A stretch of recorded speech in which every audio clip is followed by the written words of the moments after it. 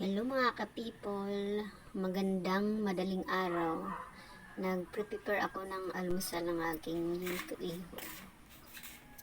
Mga alas 4 pa ng umaga ngayon.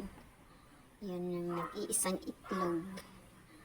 Nalulutuin kong almusal niya. Yung ko pang haplas.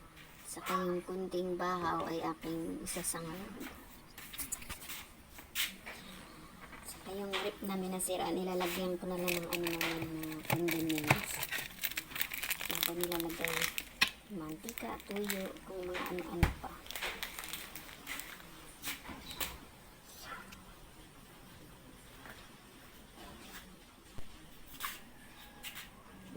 Madilim, hindi ako nagsasinday ng ilaw para tipid. Sa labas ko na ng sindihan kasi doon ako nagluluto sa labas eh.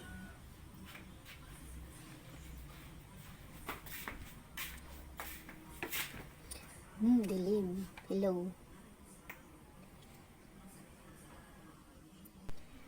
Ayan, nagsaing na ako.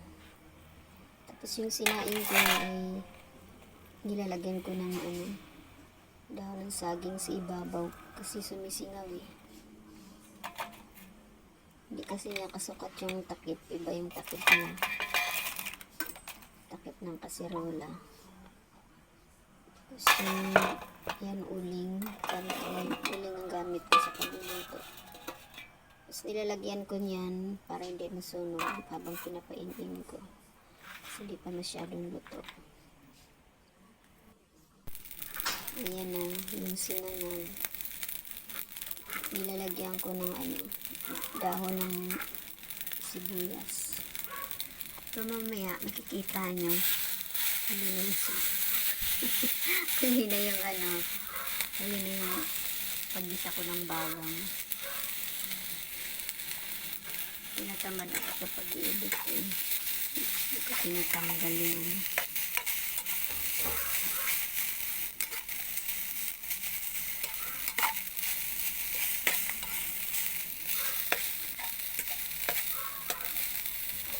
Hindi, halo. So, kahit konti lang yan. Ano pa yan? Hindi niya maubos yan. Kahit konti lang.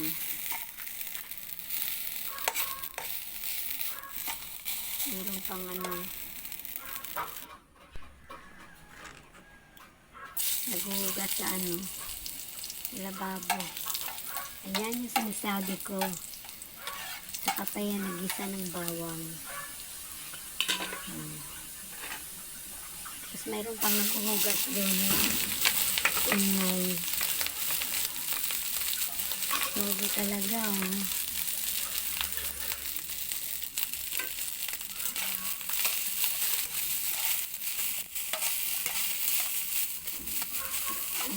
Kapon pa nagbibihis ng uniform sa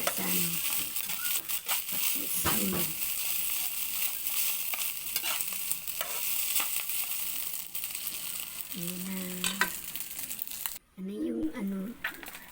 Lug na sa side up.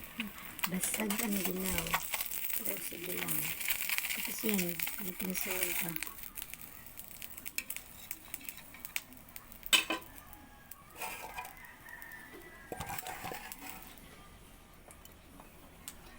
Ayan na. Luto na yung sinagagat na itlog. Yung taro ko malaki na. Okay, paalam.